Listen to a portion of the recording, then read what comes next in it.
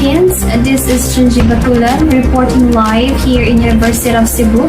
The latest news for today is all about rollout of second booster doses versus COVID-19 starts. The government started giving second COVID-19 booster doses for immunocompromised adults on Monday, joining a growing number of Asian nations like South Korea and Singapore that are offering a forward vaccine shot. Of 690,000 Filipinos deemed most vulnerable, between 7,000 and 13,000 have initially been targeted for the second round of boosters to increase protection against COVID-19 and its variants. I'll be back with more news updates in an hour. Keep it here on University of Cebu News Updates.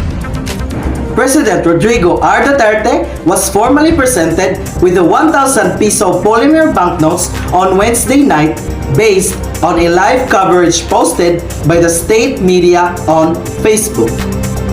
Citing the BSP, the state media said the first batch of the polymer banknotes from Australia is scheduled to arrive in the country this month.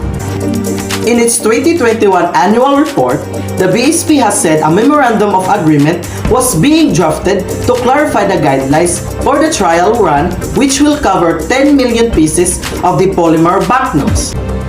During the trial run, the polymer bills will be circulated alongside the current notes.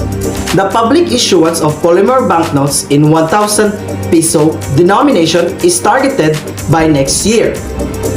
The polymer banknotes will bear the image of a Philippine eagle on the front side, which is a departure from the current notes that feature World War II heroes such as Jose Abad Santos, Vicente Lim, Josefa Elianes Skoda. When the design was unveiled in December, various organizations and lawmakers criticized the removal of national heroes from the banknotes, saying it could further deepen the historical revisionism already happening in the country.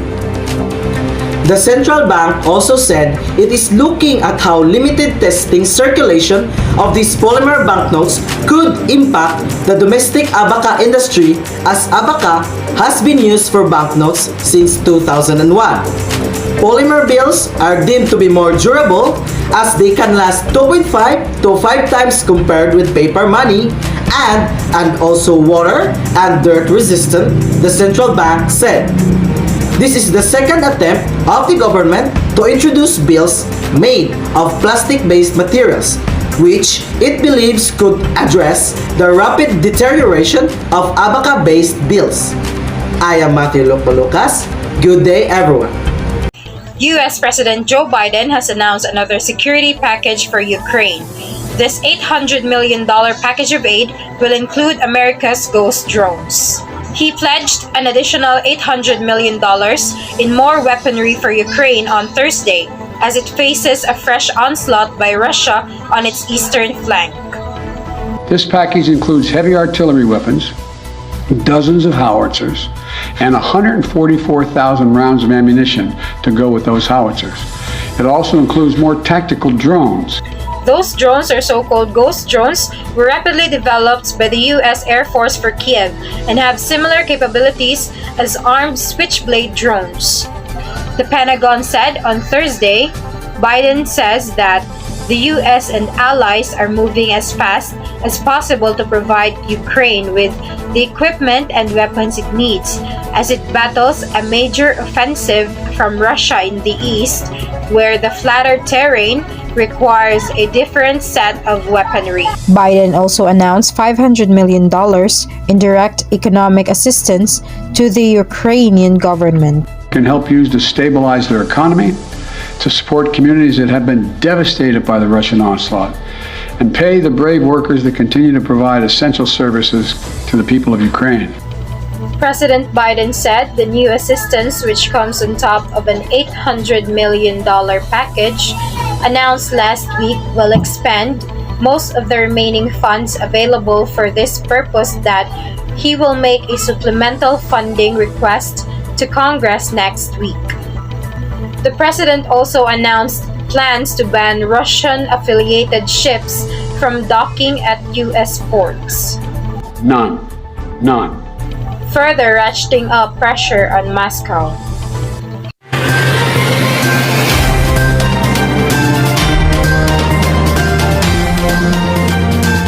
A blessed Sunday, everyone!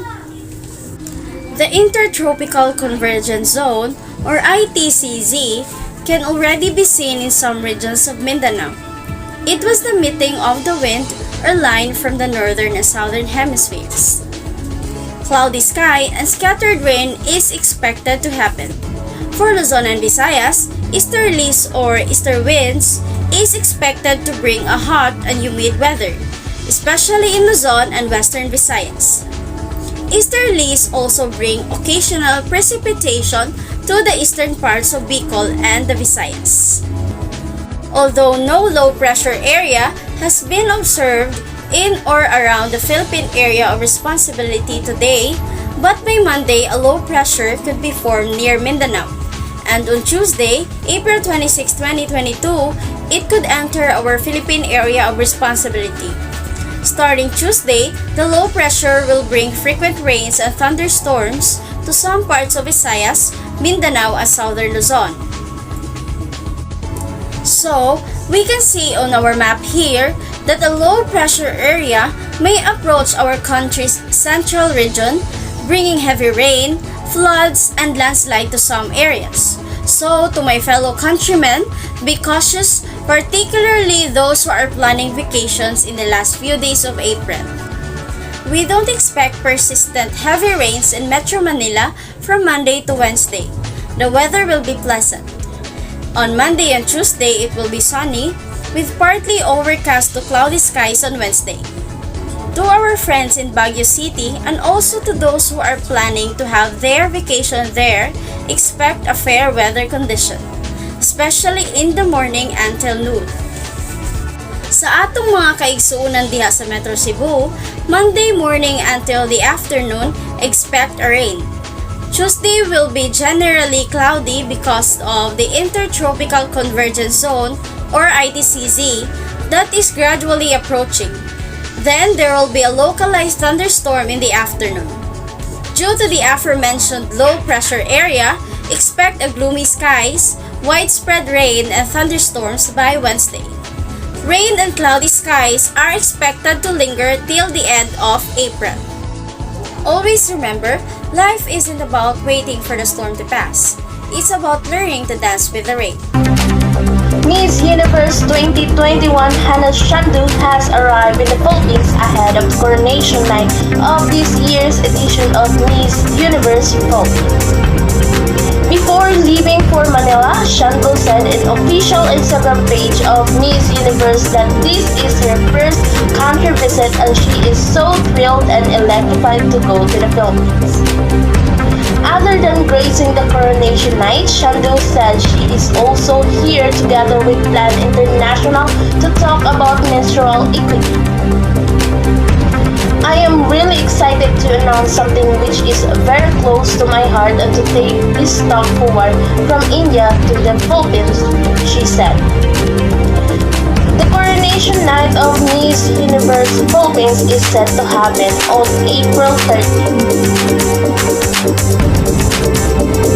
Aside from Shandu, the event will also be attended by the other former Miss Universe winners including Pia Wurzbach, Iris Mentinier, and Dimi Lay Table. The three former title holders will host the pageant.